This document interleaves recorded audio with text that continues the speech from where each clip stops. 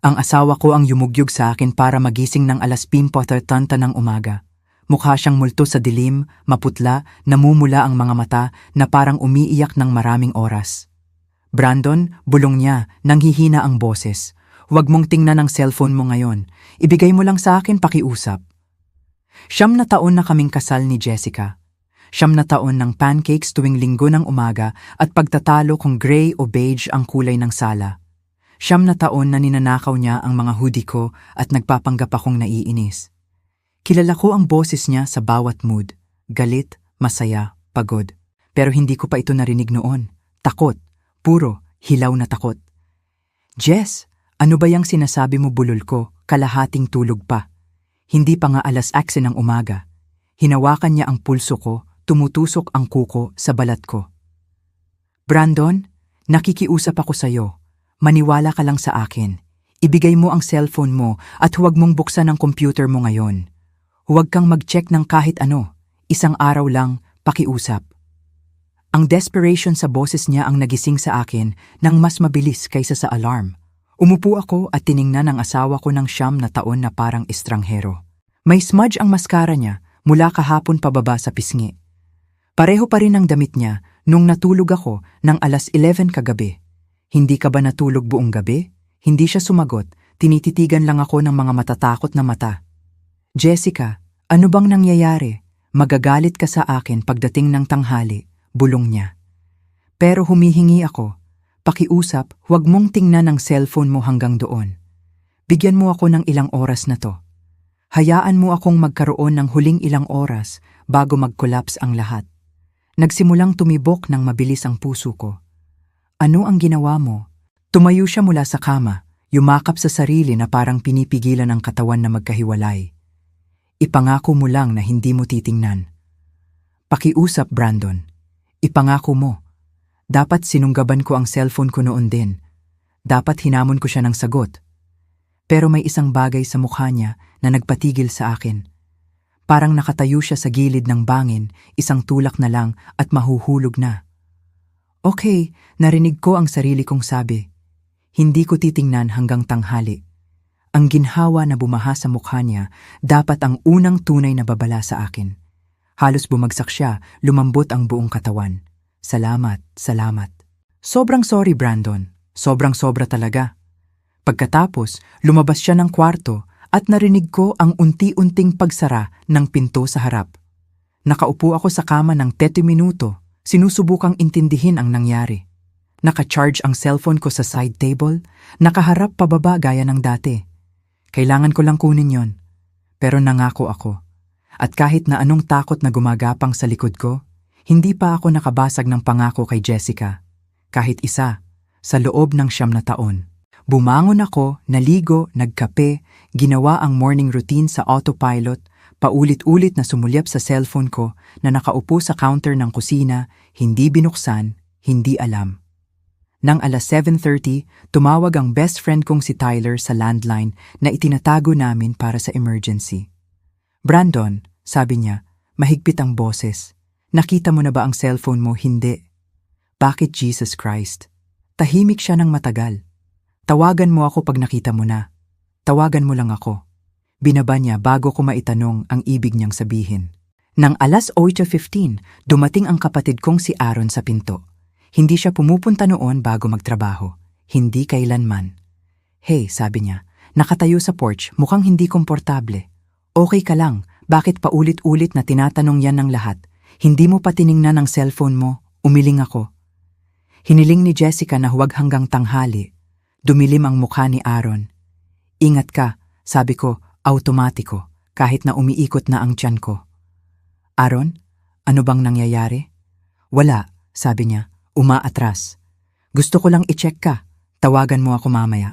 Actually, pumunta ka sa amin mamayang gabi. Tumira ka muna kay Melissa at sa akin.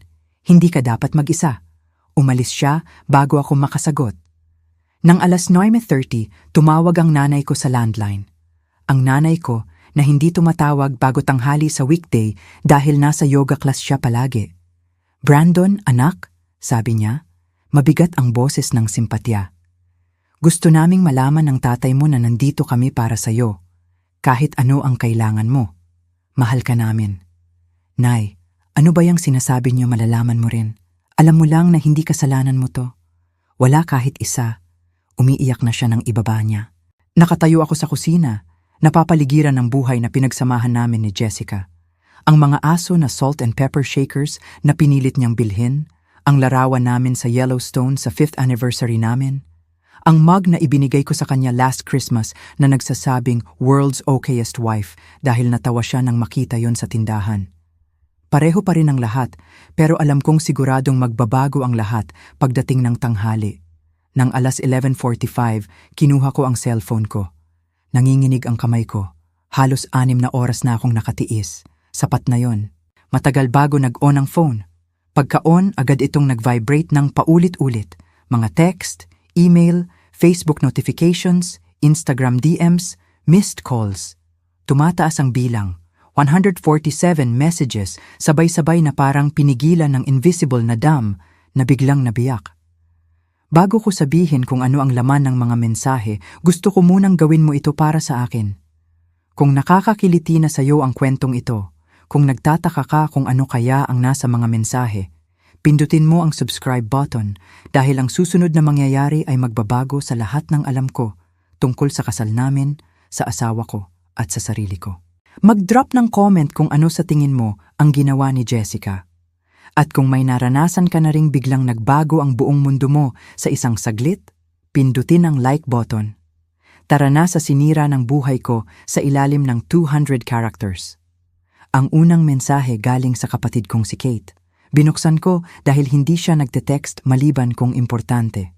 Ang preview, 4 na salita lang. I'm so sorry, Brandon. Pinindot ko. Ang nakita ko ay nagpabagsak sa tuhod ko.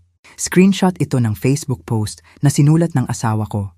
Na-post ng alas 5 ng umaga ngayon, eksakto noong ginigising niya ako at nagmamakaawa na huwag kong tingnan ang cellphone. Mahaba, detalyado ang post at nakadirekta sa lahat ng kilala namin. Kailangan kong mag-confess ng isang bagay simula nito. Sa loob ng 1 taon at kalahati, may affair ako sa best friend ng asawa ko, si Tyler Brennan. Nagsimula ito sa birthday party ni Brandon noong Marso ng nakaraang taon. Lasing kami. Galit ako dahil nakalimutan ni Brandon ang anniversary namin noong Linggo bago yon. Natapos kami ni Tyler sa guest bedroom habang nasa baba si Brandon na naghiwa ng cake. Dapat 1 beses lang yon, pagkakamali, pero hindi. Patuloy kaming nagkikita. Minsan sa 1 linggo sa una, 2 beses, tapos halos araw-araw na. Noong akala ni Brandon nasa book club ako, kasama ko si Tyler. Noong sinabi kong late ako sa trabaho, kasama ko si Tyler. Noong sinabi kong bumisita ako sa may sakit na tita ko sa Portland ng 4 na araw noong Oktubre, kami ni Tyler sa cabin sa Big Sur. Hindi ko na kaya pang basahin, kailangan kong huminga, pero hindi ko mapigilan. Tuloy ang post, nahulog kami sa pag-ibig ni Tyler, tunay na pag-ibig, yung hindi ko alam na umiiral. 3 buwan na ang nakalipas, nagsimula kaming magplano na iwan ang mga asawa namin. Sasabihin ni Tyler kay Amanda. Sasabihin ko kay Brandon. Lilipat kami sa Seattle at magsisimula ulit. Pero noong nakaraang linggo, nag-collapse ang lahat. Sinabi ni Tyler kay Amanda ang lahat. Agad siyang pinalayas. Lumipat siya sa parents niya. At kahapon, tinawagan ako ni Amanda. Sinabi niyang buntis siya. 3 buwan na.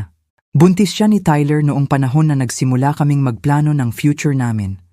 Sumusumpa siyang hindi niya alam. Sabi niya last desperate attempt yon para isave ang kasal nila bago siya umalis. Pero wala nang saysay. Pinili ni Tyler na manatili kay Amanda at sa baby. Sinabi niya kagabi na hindi niya kayang iwan ang anak niya, kailangan niyang subukang ayusin ang kasal nila. Kaya naiwan ako mag-isa, ipinagkanulo ang pinakamabuting lalaki na kilala ko para sa wala. Brandon, kung binabasa mo to, sobrang sorry. Alam kong walang saysay ang sorry. Alam kong sinira ko tayo, pero hindi ko na kaya pang magsinungaling. Hindi ko na kaya pang gumising sa tabi mo araw-araw na alam ko ang ginawa ko. Mas deserve mo ang mas mabuti sa akin. Lagi na. Sa lahat, inilagay ko to publicly dahil ayaw kong ipaliwanag ni Brandon ang nangyari. Ayaw kong dalhin niya ang kahihiyan ng mga desisyon ko. Ito ang confession ko, responsibilidad ko. Wala siyang ginawang mali, wala. Perfect husband siya at itinapon ko yon para sa isang bagay na hindi totoong totoo. 6 na oras na ang post, 347 comments, 189 shares. Alam na ng lahat ng kilala namin. Nag-scroll ako sa messages. Kapatid ko, I'm so sorry Brandon. Kapatid kong lalaki. Papatayin ko si Tyler. Nanay ko, umuwi ka, anak. Asawa ni Tyler, si Amanda. Hindi ko alam hanggang kahapon. Sumusumpa ako. Sorry Brandon. Boss ko, kumuha ka ng oras na kailangan mo. Co-workers. Nandito kami para sa'yo. Mga kaibigan sa college na matagal ko nang hindi nakakausap. Mga malalayong kamag-anak na nagdadasal para sa'yo. Mga kapitbahay, sabihin mo lang kung may kailangan mo. Alam na ng buong mundo na niloko ako ng asawa ko. Alam na ng buong mundo na ako ang tanga na hindi nakapansin. Alam na ng buong mundo na habang nagtatrabaho ako ng 6 na oras sa isang linggo para ipunin ang pangarap na bahay ni Jessica, siya'y natutulog kasama ang best friend ko. Tinawagan ko si Tyler. Diretso sa voicemail. Tinawagan ulit. Pareho. Tinawagan ko si Jessica. Sinagot niya sa unang ring. Brandon, makapal ang luha sa boses niya. Binasa mo ba bawat salita? Tahimik. Seryoso ako sa sinabi ko. Hindi mo deserve to. Bakit mo inilagay publicly, tanong ko? Nagulat sa kalmado ng boses ko. Bakit hindi mo na lang sinabi sa akin? Bakit mo ako ipinahiya sa harap ng lahat ng kilala natin dahil ayaw kong ikaw ang mag-explain? Sabi niya. Ayaw kong tanungin ka ng mga tao o pabalikin ka sa paulit-ulit. Gusto kong malaman nila na ako lang yon, na wala kang kasalanan. Gaano ka considerate? Matulis ang sarcasm. Nasaan ka sa ate ko? Hindi na ako babalik, Brandon. Hindi ko kaya harapin ka. Hindi ko kaya harapin ang ginawa ko sa'yo. Kailangan nating mag-usap. Kailangan nating ayusin ang logistics, bahay, bank accounts, lahat. Alam ko, pero hindi ngayon. Pakiusap, hayaan natin munang i-process to ng ilang araw, tapos aayusin natin lahat. Dapat nagmalaki ako, dapat hiniling kong umuwi siya para mag-usap harapan. Pero nasa shock pa ako, sinusubukang intindihin kung paano nabuhay ang asawa ko ng 9 na taon sa ibang buhay. Okay, sabi ko. Ilang araw? Brandon, nabasag ang boses niya. Seryoso akong sorry. Alam kong hindi mo ako pinaniniwalaan, pero totoo, binaba ko. Umupo sa sofa namin, yung pinili naming dalawa sa IKEA, nagde-debate kung gray o blue ang mas bagay sa kortina. Nag-compromise kami sa gray na may blue pillows. Yun ang buong kasal namin. Compromise, komunikasyon, partnership. Akala ko. Nag-vibrate ulit ang phone ko. Isa pang mensahe, galing kay Amanda, asawa ni Tyler. Brandon, pwede ba tayong magkita? May kailangan akong sabihin sa'yo. Nag-drive ako sa coffee shop na sinabi niya. Nandoon na siya, sa sulok na booth. Nakapatong ang kamay sa tiyan na nagsisimula ng makita. Mukha siyang pagod, namamaga ang mata, maputla, buhok na messy ponytail. Salamat sa pagpunta, sabi niya nang umupo ako. Hindi ako sigurado kung pupunta ka. Wala naman akong mas magandang gagawin, sabi ko. Bigla akong nagka-free time. Ngumiti siya ng bahagya. Nasa parents niya si Tyler. Gulo siya. Hindi tumigil sa pag-iyak mula nang sabihin niya sa akin lahat. Buti naman, mas matigas ang salita kaysa balak ko. Tumango si Amanda. Naiintindihan ko. Galit din ako sa kanya ngayon, pero may kailangan akong sabihin sa'yo. May hindi nilagay ni Jessica sa Facebook post na yon. Hinintay ko. Sinabi sa akin ni Tyler lahat kagabi, lahat talaga. Brandon, totoo na nagsimula ang affair sa birthday party mo. Pero hindi dahil nahulog sila sa pag-ibig kaya nagpatuloy. Nagpatuloy dahil nabuntis si Jessica. Tumahimik ang coffee shop. O baka pandinig ko lang. Ano nabuntis si Jessica noong Abril, pagkatapos ng birthday mo? Sinabi ni Tyler na ipapa-abort niya, pero pinigilan niya. Kumbinsihin niya na kaya nila, na iiwan nila ang asawa nila at palalakihin nila ang baby ng magkasama. Hindi ako makahinga. Obsessed si Tyler sa ideya na magkakaroon sila ng pamilya, pero noong Hulyo, nag-miscarry si Jessica. Mga 14 weeks na siya noon. Ano sinabi niya kay Tyler na stomach flu lang yon at hindi mo alam na may problema? Umiiyak na si Amanda. Pagkatapos ng miscarriage, gusto ni Tyler tapusin na. Sabi niya sa inyo na mali sila, pero nakiusap si Jessica na ituloy pa. Sabi niya, mahal niya siya, kaya pa nila subukan ulit. Yung pagpunta sa Portland, sabi ko nang walang buhay, para daw sa may sakit na tita. Kasama niya si Tyler. 4 na araw silang nagplano ng future nila. Doon nila napagdesisyonan na iwan kami. Parang nalulunod ako. Bakit hindi niya yon nilagay sa post? Hindi ko alam. Baka pinoprotektahan niya si Tyler. Or nahihiya siya. Pero Brandon, may higit pa. Hindi ko na maisip kung ano pa. Nang sinabi ko kay Tyler na buntis ako, nagpanik siya. Gusto niyang ipa-abort ko. Sabi niya, hindi niya kayang matrap sa kasal na ayaw niya, pero tumanggi ako. Ito ang baby ko. Gusto ko to. Lumipat ang kamay ni Amanda sa tiyan niya ng proteksyon. Kaya pumili si Tyler. Sinabi niya kay Jessica na tapos na at tuluyang nag-collapse si Jessica. Tinawagan niya ako kahapon ng umaga bago siya mag-post. Tinanong kung pwede magkita. Nagkita kami. Gusto niyang kumbinsihin akong pakawalan si Tyler. Sabi niya, meant to be sila. Selfish ako na pinipigilan ko siya sa loveless marriage. Pinunasan ni Amanda ang mata. Sinabi ko sa kanya na pumunta sa impyerno. Sinabi kong kung talagang mahal niya siya, hayaan niyang maging ama sa anak niya. At doon siya nagbago. Nagbago paano nag-cold siya, nag-calculate. Sabi niya kung hindi niya makuha si Tyler, siguraduhin niyang malalaman ng lahat kung anong klaseng tao siya, kung anong klaseng tao silang dalawa. Sabi niya, puputok niya ang buhay nilang dalawa at buhay mo rin, para walang makakuha ng happy ending. Tinitigan ko si Amanda. Ang Facebook post.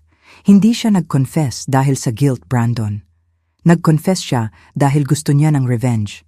Gusto niyang sirain ang reputation ni Tyler, sirain ang tsansa niyang mapanatili ang trabaho o kaibigan, at gusto niyang saktan ako sa pagsiguro na malalaman ng lahat na cheater ang asawa ko. Sumandal si Amanda. Pero eto ang bagay. Sa tingin ko hindi niya inaasahan na ikaw ang collateral damage.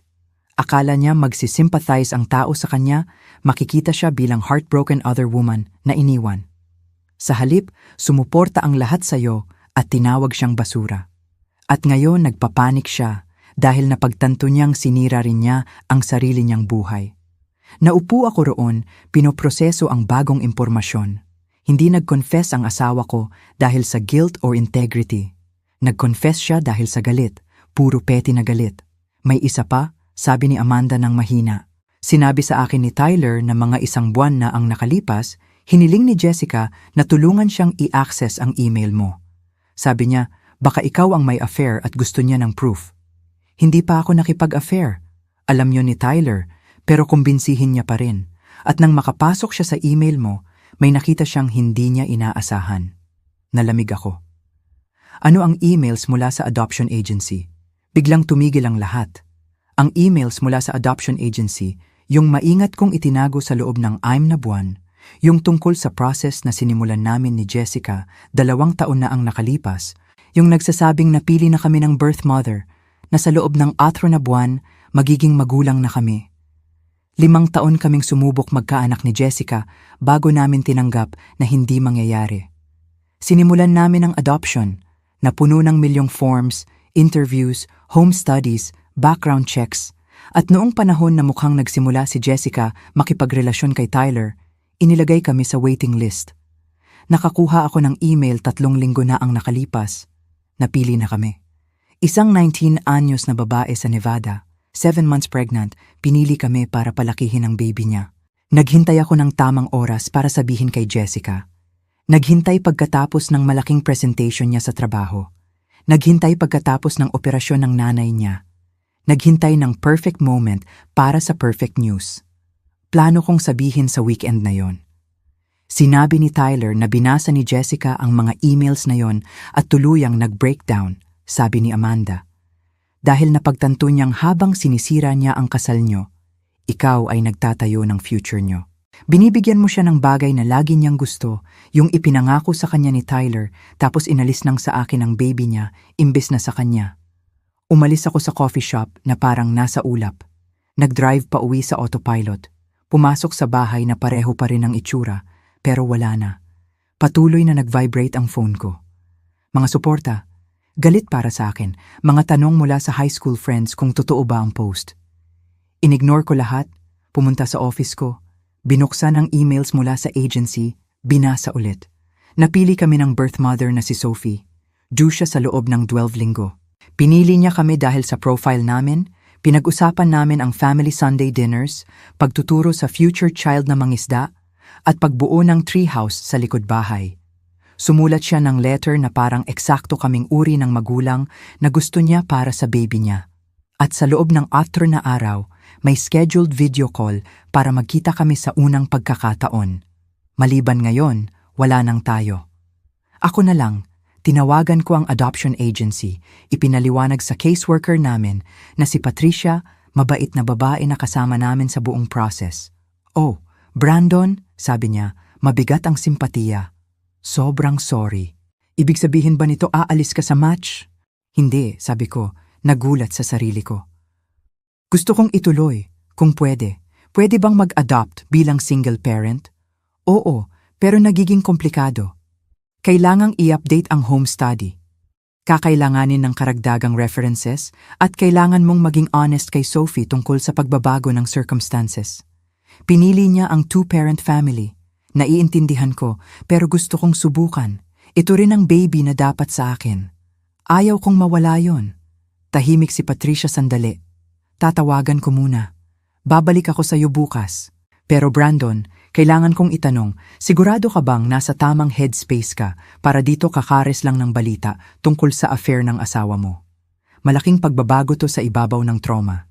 Sigurado ako, sabi ko, at totoo yon, baka shock, baka denial. Pero sa moment na yon, iniisip ang baby na dapat sa amin. Naramdaman ko ang isang bagay na wala ako buong araw. Layunin. Ginugol ko ang natitirang araw sa pagtingin ng lumang photos. Kami ni Jessica sa kasal namin. Bata pa at hangal, convinced na namin na alam na namin ang forever. Kami sa Grand Canyon, lipad ang buhok niya sa hangin. Kami sa libing ng tatay niya. Yakap ko siya habang umiiyak. Kami nagpipinta ng nursery na inihanda namin 3 taon na ang nakalipas bago namin tinanggap na hindi mangyayari ang pagbubuntis. Pininturahan namin yon ng yellow dahil para sa kahit sinong baby, lalaki o babae. Tapos isinara namin ang pinto at hindi na binuksan mula noon. 9 na taon ng memories. 9 na taon ng pagbuo ng buhay ng magkasama. At itinapon niya lahat. Para saan? Para sa lalaking nagbuntis ng asawa habang nagpaplano umalis sa kanya. Para sa future na hindi mangyayari. Para sa revenge ng malaglag ang future na yon. Dapat galit ako. Dapat sumisigaw, binabasag ang gamit, tinatawagan si Tyler para sigawan. Pero ang naramdaman ko lang ay walang laman. Dumating ang kapatid kong si Aaron ng 6:00 na may pizza at beer. Akala ko hindi ka pa kakain, sabi niya, dumaan sa akin papuntang kusina. Kumain kami ng tahimik sandali. Tapos sabi ni Aaron, gusto ni Melissa na tumira ka sa amin. Sabi niya, hindi ka dapat mag-isa sa bahay na yan. Okay lang ako. Hindi ka okay. Walang okay sa ganito. Inilagay ko ang pizza. Aaron, alam mo ba ang affair umiling siya? Sumusumpa ako, Brandon. Wala akong alam. Kung alam ko, agad kitang sinabihan. Si Tyler, kaibigan niyo rin yon. Hindi na, sabi ni Aaron nang madilim. Nakita ko siya sa gym mga 1 buwan na ang nakalipas. Kakaiba siya, parang guilty, pero akala ko stress lang sa trabaho. Hindi ko naisip. Sinabi ko sa kanya ang sinabi ni Amanda. Ang pagbubuntis, miscarriage, emails tungkol sa adoption, ang tunay na dahilan ng Facebook confession. Pagkatapos kong matapos, maputi na sa galit si Aaron. Buntis siya at hindi sinabi sa'yo. Nagplano siyang umalis para sa kanya. Bakit niya sasabihin sa akin baka sa akin yon? Naisip ko yon. Nagtatalik pa rin kami ni Jessica noong Abril. Hindi na kasing dalas noon, pero hindi kami tumigil sa pagiging intimate. Baka akin yon ang baby at plano niyang ipasa kay Tyler. O baka alam niyang kay Tyler. Baka hindi sila nag-ingat. Baka kaya sigurado siya. Magsasampa ako ng kaso, sabi ni Aaron bigla. Alienation of affection. Legal pa yon sa ilang estado. Maghahanap tayo ng paraan. Tyler, sinira ang kasal mo. Dapat siya magbayad. Ayaw kong sirain ang buhay ni Tyler, sabi ko. Gusto kong ituloy ang buhay ko. Tinitigan ako ni Aaron. Paano ka nakakalmado nito? Hindi ako kalmado. Nasa shock ako. May pagkakaiba yon. Nag-vibrate ang phone ko. Text galing kay Jessica. The adoption. Brandon, sobrang sorry. Nakita ko ang emails. Hindi ko alam. Pwede pa rin nating gawin ng magkasama. Pwede nating ayusin to para sa baby. Pinakita ko kay Aaron. Binasa niya at itinapon ang phone ko sa kabilang dulo ng kwarto. Bumagsak ito sa sahig. Hindi siya pwedeng gawin yon, sabi ni Aaron. Nanginginig ang boses. Hindi niya pwedeng lokohin ka ng 1 taon at kalahati, magbuntis sa iba, magplano umalis, tapos bumalik dahil gusto niyang maging nanay. Alam ko. Kaya bakit hindi ka galit? Galit ako, sabi ko ng mahina. Galit na galit. Pero ano ang mapapala, sinira na niya lahat. Ang galit hindi magbabalik ng kahit ano. Lumipas ang mga sumunod na araw na parang blur. Nag-leave ako sa trabaho, tumira sa bahay ni Aaron dahil parang nalulunod ako sa sariling bahay. Nag-usap sa lawyers tungkol sa divorce, in-update ang will, binago ang passwords, ginawa ang mga practical na dapat gawin kapag nag-collapse ang buhay. Tinawagan ako ni Patricia mula sa adoption agency sa 2nd araw. Brandon, nakipag-usap ako kay Sophie. Sinabi ko ang sitwasyon mo. Gusto niyang makipag-usap sa'yo. Gusto niya, naghihirap siya rito. Pinili niya kayo ni Jessica dahil gusto niyang magkaroon ng 2 magulang ang baby niya, nanay at tatay. Pero may connection din siya sa iyo specifically. Binasa niya ang lahat ng letters niyo. Gusto niyang magkita kayo, tapos magdesisyon. Nag-set up kami ng video call para sa gabing yon. Nag-drive ako pauwi sa office kung saan ko ginugol ang maraming gabi sa pagtrabaho sa adoption profile. Lumabas si Sophie sa screen eksakto, 7:00. Bata siya, mas bata kaysa sa itsura sa photos. Mahabang kayumangging buhok, matatakot na mata, tiyan na hinahawakan niya ng kinakabahan. Hi, sabi niya ng mahina. Hi Sophie, salamat sa pagpayag makipag-usap sa akin. Tahimik kami sandali. Tapos sabi ni Sophie, niloko ka ng asawa mo, ex-wife na malapit na. Pero oo, pinadala sa akin ni Patricia ang Facebook post. Pinag-uusapan na ng lahat. Sorry na nangyari yon sa'yo, salamat. Kumagat si Sophie sa labi. Pinili ko kayo dahil mukhang masaya kayo, mukhang maayos ang buhay nyo, mukhang alam nyo kung paano magmahalan. Akala ko rin, pero ngayon ikaw na lang. At hindi ko alam kung yon ang gusto ko para sa baby ko. Tumango ako. Naiintindihan ko. At rerespetuhin ko ang desisyon mo. Pero Sophie, pwede bang sabihin ko sa iyo ang isang bagay? Okay. Nang magdesisyon kaming mag-adopt ni Jessica, hindi lang dahil hindi kami makabuo. Bahagi yon, pero higit sa lahat dahil alam naming may mga batang nangangailangan ng pamilya, ng pagmamahal, stability at taong maniniwala sa kanila. Yun pa rin ang gusto kong ibigay. Walang nagbago roon. Pero mag-isa ka na, sabi ni Sophie. Nag-collapse ang buhay mo. Paano mo aalagaan ang baby? Honest? Hindi ko alam. Hindi pa ako nakagawa nito. Pero may pamilya akong tutulong. May resources ako. May pagmamahal akong ibibigay. At ipinapangako ko sa'yo, Sophie, kung pipiliin mong ako ang mag-adopt sa baby mo, hindi kailanman magtataka yung bata kung gusto ba siya. Hindi siya magdududa kung minahal ba siya, dahil gusto at mamahalin siya higit sa kahit ano sa mundo. Umiiyak na si Sophie. Takot ako. Ako rin, inamin ko. Nakakatakot magkaroon ng baby. Mas nakakatakot siguro ang magbigay ng baby. Pero ginagawa natin ang tama sa tingin natin. At baka sapat na yon. Pinunasan niya ang mata. Pwede bang pag-isipan ko muna, syempre. Kumuha ka ng oras na kailangan mo. Tatawagan ko si Patricia sa ilang araw. Sasabihin niya ang desisyon mo. Pagkatapos niyang ibaba, nakaupo ako sa office ng matagal. Honest ako kay Sophie, takot ako. Nakakatakot ang ideya na mag-isa akong magpalaki ng bata, maging single father sa bayan kung saan alam ng lahat na pinahiya ako publicly ng asawa ko. Pero yun din ang tanging bagay na tama ang pakiramdam. Ang tanging bagay na parang pag-abante imbes na lunurin ang nakaraan. Tinawagan ako ni Jessica ng gabing yon. Nakipag-usap ka kay Sophie, paano mo nalaman tumawag si Patricia? Sinabi niyang kailangan niyang i-close ang file ko dahil hindi na ako sasali sa adoption. Brandon, pakiusap, huwag mong gawin to. Huwag mong kunin ang baby na yon. Hindi dahil sa galit. Hindi para parusahan ako. Tumawa ako, pero hindi masaya. Akala mo ginagawa ko to para parusahan ka, Jessica. Ginagawa ko to dahil gusto kong maging tatay. Bagay na gusto ko mula pa bago pa tayo magpakasal. Pero hindi mo magagawa mag-isa. Kailangan mo ako. Kailangan kita. Past tense. Kailangan ko ang asawa kong honest sa akin. Kailangan ko ang partner na tunay na partner, pero abala ka sa pagbuo ng buhay sa iba. Brandon, nagkamali ako. Pero pwede nating ayusin. Pwede tayong mag-counseling, pagdaanan to, palakihin ang baby ng magkasama gaya ng plano. Hindi, sabi ko nang matatag. Hindi pwede dahil hindi na kita pinagkakatiwalaan. Hindi na kita gusto ngayon. At hindi ko palalakihin ang bata sa bahay na palagi akong nagtataka kung tapat ka ba o nagpaplano ka na ng susunod na exit. Kaya buburahin mo na lang ako.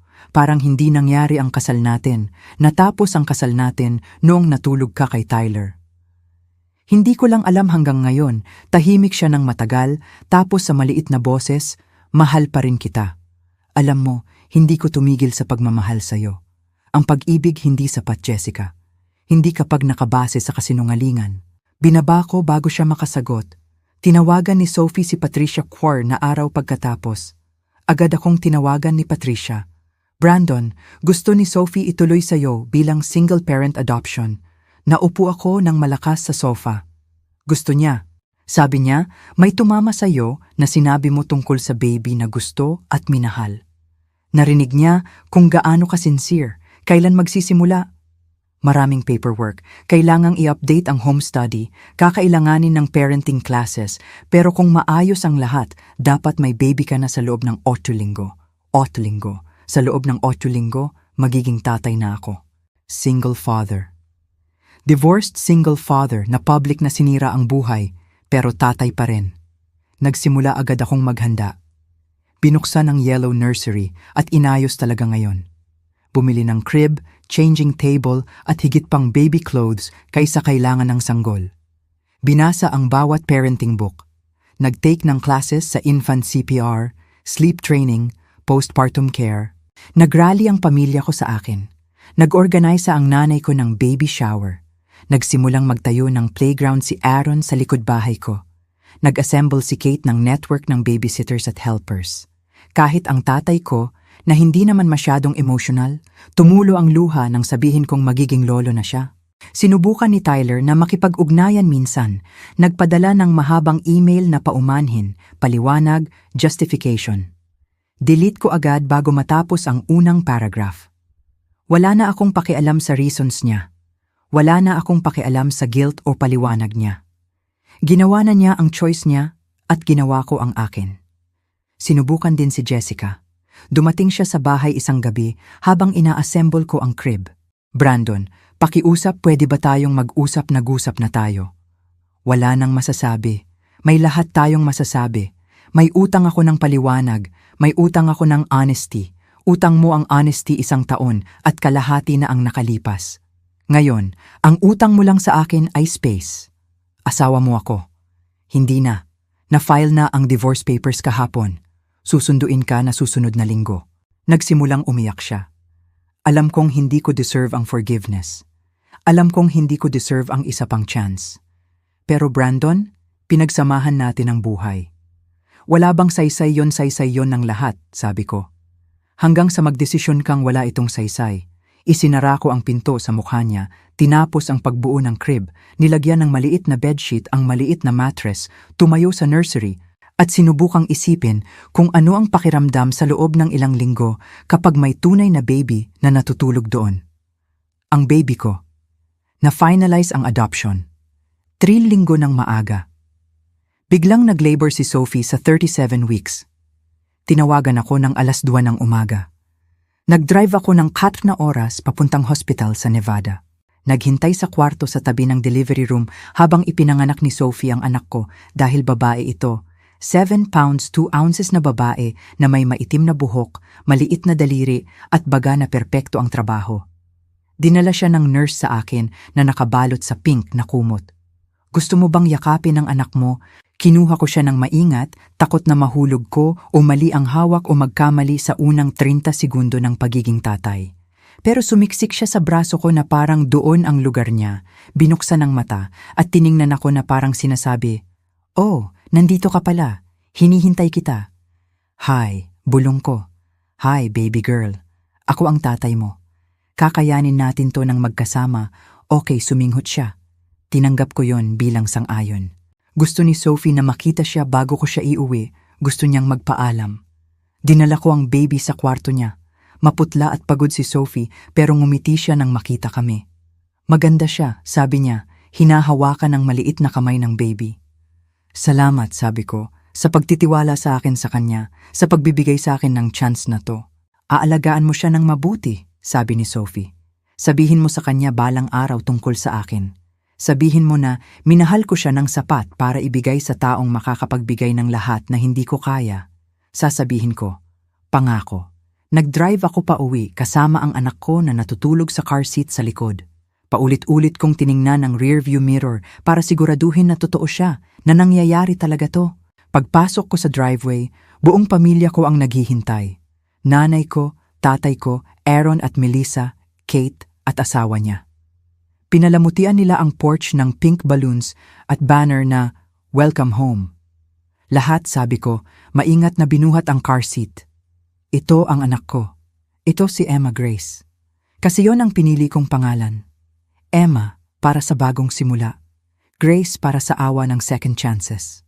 Nagkumpulan sila, nag-co-o at nag-picture, nag-aaway kung sino muna ang maghahawak. Nanalo ang nanay ko. Kinuha niya si Emma at agad tumulo ang luha. Oh, Brandon, perfect siya. Alam ko, sabi ko, at perfect siya, maliit at akin. Nang gabing yon, pag-alis ng lahat at kami na lang ni Emma, umupo ako sa nursery, inuugoy siya habang natutulog, pinapanood ang paghinga niya, binibilang ang daliri, pinagtataka na ang maliit na taong to ang magiging buong mundo ko ngayon. Nag-vibrate ang phone ko, text galing kay Jessica. Narinig ko tungkol sa baby. Congratulations. Sana dalhin niya sa iyo ang buong kaligayahan na hindi ko naibigay. Hindi ako sumagot. Pinatay ko lang ang phone at tumingin kay Emma. Alam mo ba bulong ko sa natutulog kong anak? Nagsimula ang buhay mo sa parehong paraan na natapos ang buhay ko. Sa mga mensahe na ayaw kong makita. Sa katotohanan na hindi ako handa. Pero eto ang natutunan ko, Emma. Minsan, ang pinakamasamang bagay na mangyayari sa iyo ang siyang magiging dahilan ng pinakamabuti. Kung hindi nag-confess ang nanay mo, kung hindi niya sinira ang kasal natin, nandyan pa rin ako sa kasinungalingan. Kasal pa rin sa taong hindi talaga nagmamahal sa akin. Nagpaplano pa rin ng future na hindi totoo. Pero ngayon mayroon ako sa iyo, at ikaw ang pinakatotoo na bagay na mayroon ako. Gumalaw si Emma sa braso ko, gumawa ng maliit na tunog. Bumalik sa pagtulog. Kakayanin natin to, sabi ko sa kanya. Hindi ko pa alam paano. Wala pa akong lahat ng sagot, pero kakayanin natin ng magkasama.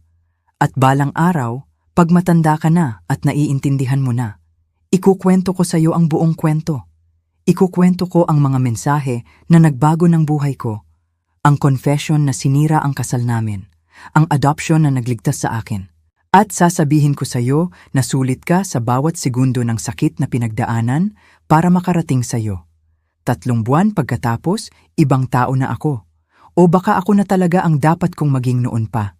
Natutulog na si Emma sa gabi mostly. Natuto na ako ng basics ng diaper change, bottle feeding at misteryosong dahilan kung bakit umiiyak ang baby ng 3:00 ng umaga. Napakahalaga ng pamilya ko. 3 beses sa isang linggo pumupunta ang nanay ko para tumulong. Nag-install si Aaron ng baby monitor na nakakonekta sa phone ko. Nag-organisa si Kate ng meal train na laging puno ang ref ko. Mas mahirap kaysa inakala ang pagiging single father, pero mas maganda rin. Bawat ngiti, bawat milestone, bawat maliit na kamay na humahawak sa daliri ko ay akin. Walang shared custody, walang pag-aayos ng schedule. Ako at si Emma lang na nagbuo ng buhay ng magkasama. Na-finalize ang divorce sa isang Martes. Hindi nag-contest si Jessica, Hindi humingi ng alimony o nag-away sa assets. Pinirmahan niya lang ang papeles at nawala. Lumipat sa Seattle, ironically, ang lungsod na plano niyang takbuhan kasama si Tyler. Narinig ko sa mutual friends na nagtatrabaho siya sa tech company, nagsisimula ulit, sinusubukang buuin muli ang buhay. Hindi ko siya sinasaktan, hindi ko rin sinasabing maging masaya siya. Wala na akong iniisip tungkol sa kanya. Nanatili sina Tyler at Amanda, nagkaanak na lalaki. Nawalan si Tyler ng karamihan sa kaibigan kasama si Aaron. Nawala ang trabaho nang kumalat ang balita ng affair. Huli kong narinig, lumipat sila sa hometown ni Amanda sa Minnesota, sinusubukang magsimula ulit sa lugar na walang nakakaalam ng kwento nila. Isang beses akong nagkita kay Amanda sa grocery store. Kasama ko si Emma sa cart, nagbababol sa mga estranghero gaya ng lagi. May anak si Amanda na nakakabit sa dibdib. Tumayo kami sa cereal aisle. 2 taong nabasag ang buhay ng parehong pagtataksil, ngayon hawak ang mga piraso na nagpagaling sa amin. Maganda siya, sabi ni Amanda. Tinitingnan si Emma. Maganda rin siya, sagot ko, itinuro ang anak niya. Masaya ka ba, tanong ni Amanda. Kakaibang tanong, pero naiintindihan ko ang ibig sabihin. Pagkatapos ng lahat ng pinagdaanan namin, posible pa ba ang kaligayahan? Oo, sabi ko. Nagulat sa katotohanan nito. Masaya na ako talaga. Ikaw nag-isip siya. Papunta na. May mga araw na mas mahirap kaysa sa iba, pero pinapagagawa namin. Tumango siya. Sa tingin ko, sorry sa ginawa ni Jessica. Nasaktan niya ang maraming tao. Pero natutuwa ako na nakuha mo si Emma mula roon. Ako rin. Nagpaalam kami at naghiwalay. 2 survivor ng parehong sakuna, lumulutang sa ibang direksyon, pero parehong nakalutang pa rin. Nang gabing yon, habang pinapaliguan ko si Emma, tumunog ang phone ko. Unknown number. Halos hindi ko sinagot, pero may humila sa akin. Hello, Brandon. Babaeng boses, nag-aalangan, pamilyar. Si Sophie ito. Sophie. Hi. Okay ba lahat? Oo. Okay lahat. Gusto ko lang tawagan at tingnan kung kumusta si Emma, kung okay lang. Gumagaling siya ng maayos, sabi ko, pinapanood si Emma na nag-splash sa baby tub. Malusog at masaya at ngayon sinusubukan niyang kainin ng bathwater. Tumawa si Sophie. Pwede bang magpadala ka ng pictures minsan, hindi para i-post or ano, para sa akin lang para makita ko siyang lumaki. Siyempre, magpapadala ako ngayong gabi. Salamat, Brandon. At salamat sa pagpapanatili ng pangako mo, sa pagmamahal sa kanya, gaya ng sinabi mo. Pagkatapos kong ibaba, kumuha ako ng pictures ni Emma. Basang-basa ang buhok na nakatayo ng kakaiba, walang ngipin ng ngiti, maliit na daliri na nakahawak sa gilid ng tub. Ipinadala ko kay Sophie na may mensahe. Si Emma ay minamahal higit sa masasabi ng salita. Salamat sa pagtitiwala sa akin sa kanya. Agad siyang sumagot, salamat sa pagiging eksakto kung sino ang sinabi mong magiging. Inihiga ko si Emma ng gabing yon at tumayo sa pintuan ng kwarto niya, pinapanood siyang matulog. Naisip ko, ang umaga 9 na buwan na ang nakalipas nang gisingin ako ni Jessica na may takot sa mata. Naisip ko ang 147 messages na sinira ang kasal namin. Naisip ko ang lahat ng sakit, pagtataksil at public humiliation. At napagtanto ko, hindi ko papalitan kahit isa roon. Kahit isang segundo. Dahil kung papalitan kahit isa, wala si Emma. Wala akong kasal pa rin sa taong hindi nagmamahal sa akin ng tama. Mabubuhay pa rin ako sa komportableng kasinungalingan, imbes na hindi komportableng katotohanan. Ang mga mensahe na sumira sa akin ay siya ring nagpalaya sa akin. Ang confession na nagpahiya sa akin ay siya ring nagligtas sa akin.